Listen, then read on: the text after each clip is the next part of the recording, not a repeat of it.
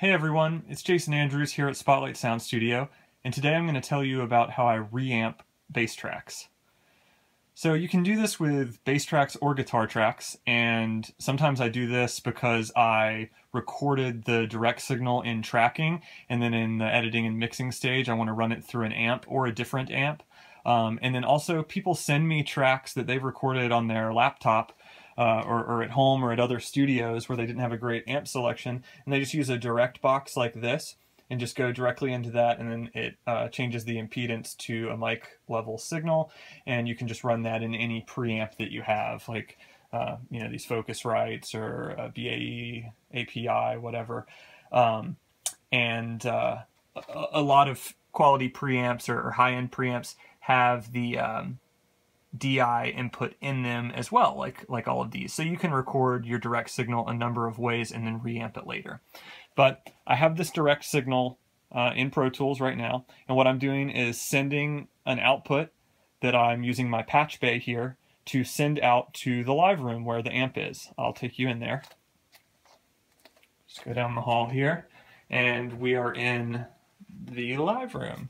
And so that bass signal then comes up on the patch panel here and then goes straight to this radial DI box, or X amp as it's called, and it changes the impedance of the signal so that it is a 1/4 inch, just like the bass player is playing it, and so the signal will play out of this amp, and then we can mic it up. I've got this Ampeg B15 Portaflex and the Neumann M149 microphone here, and so the microphone signal, of course, is then running back into this patch panel and back into the control room. So I'll show you how that is hooked up in here.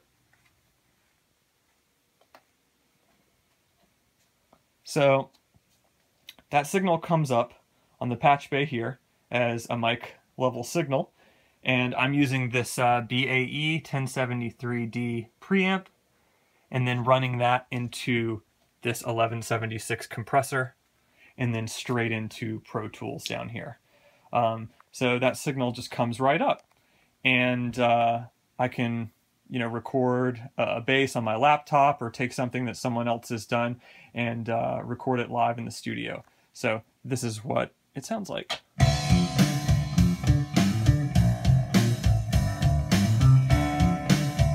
And you can see I'm compressing just a little bit here on the 1176. Let's go in the other room.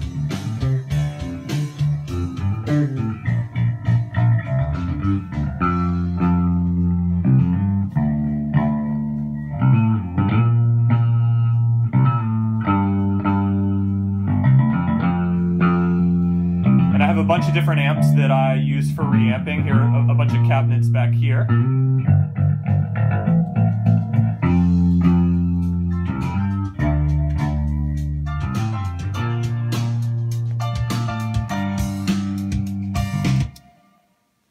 So there you go. I always like doing this. It's always great to get the air moving and record an actual speaker moving the sound around. I think that it's impossible to actually emulate that sound.